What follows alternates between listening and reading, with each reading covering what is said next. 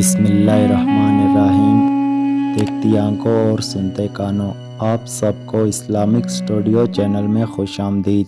جنت والوں سے اللہ کی خاص باتیں۔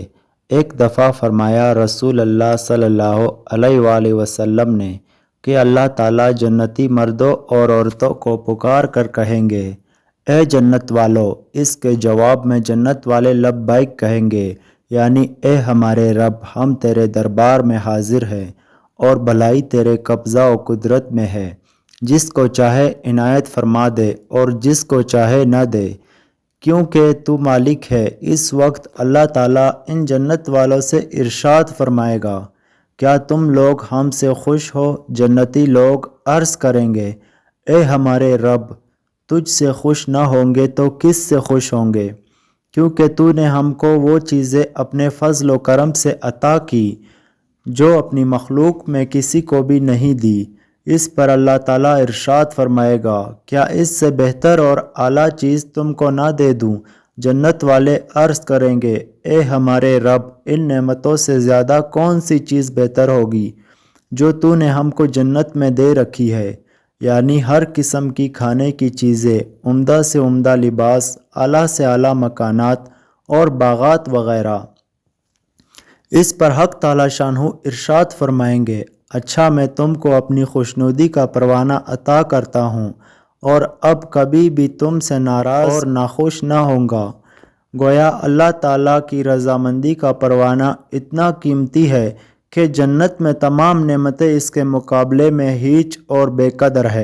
فرمایا حضور اکرم صلی اللہ علیہ وآلہ وسلم نے، جس وقت جنتی لوگ اپنی نعمتوں میں مشغول ہوں گے، اچانک ان کے واسطے ایک نور ظاہر ہوگا، تو یہ لوگ اپنے سروں کو اٹھائیں گے تاکہ اس نور کو دیکھیں۔ پس دیکھیں گے کہ رب العالمین نے اوپر سے ان لوگوں پر اپنی تجلی ڈالی ہے۔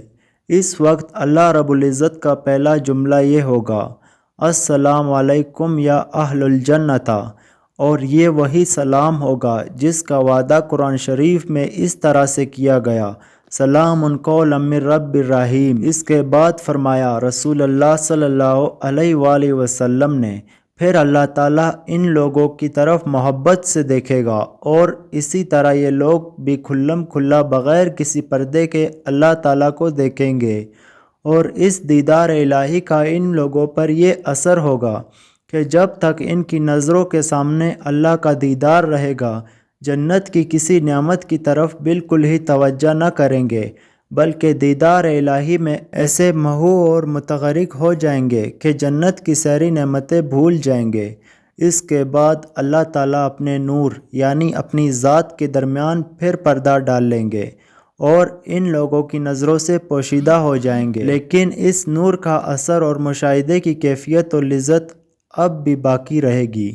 سوال، ہمیشہ ہمیشہ ان کو مشاہدہ جمال کیوں کر رہے گا جبکہ وہ سب نعمتوں سے زیادہ اعلیٰ نعمت ہوگی؟ جواب، یہ بھی اللہ تعالیٰ کا بہت بڑا احسان ہے، کیونکہ باوجود جنت کی لطافت کے پھر بھی اللہ تعالیٰ کا جمال بلا واسطہ دیکھنے کی انسانوں میں طاقت ہوگی، اس لیے تھوڑی دیر کے لیے اپنا دیدار دکھایا، پھر جنت کی نعمتوں میں لگایا تاکہ ہر مرتبہ نئی لذت ان کو حاصل ہو۔